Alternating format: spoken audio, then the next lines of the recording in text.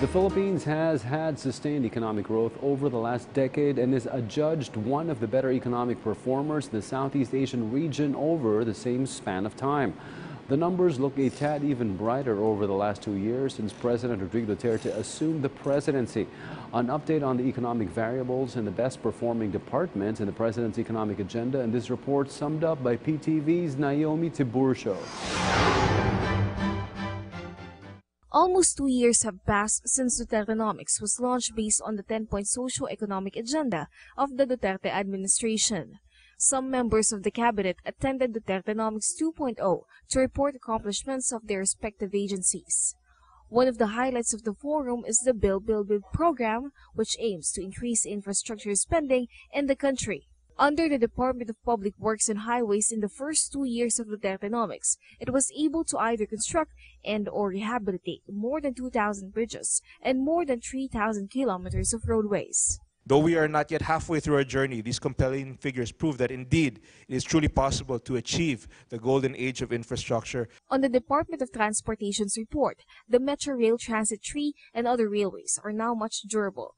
Airports improved and increased, while the PUV modernization has long been rolled out. When you see airports being converted into night-rated capacity, it's all because we follow the marching order of the President, make the Filipino life comfortable.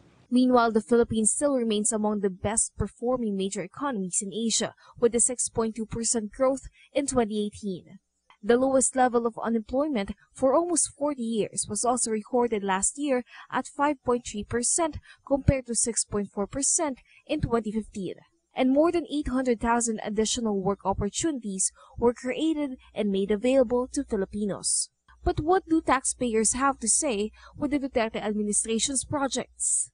Pagtingin ko sa Boracay, okay naman, malinis naman. Tapos pagdating sa Manila Bay, at least ngayon nakikita ko seryoso talaga ang pagtrabaho. Siyempre yung peace and order, number 1. Kasi yun ang pinaka-importante sa lahat ng ating dahil nagiging mapayapa na po yung ating kapaligiran. Gaya ng mga infrastruktura natin dito sa buong Pilipinas, kulang na kulang. Kaya meron siyang build.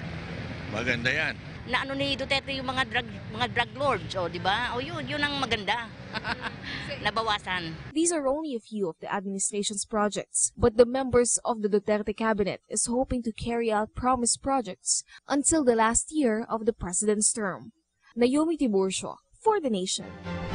Beyond the headlines, it's news with a different perspective. Before the day ends, for events that shape our views and impacts the world around us. we keep you up to speed.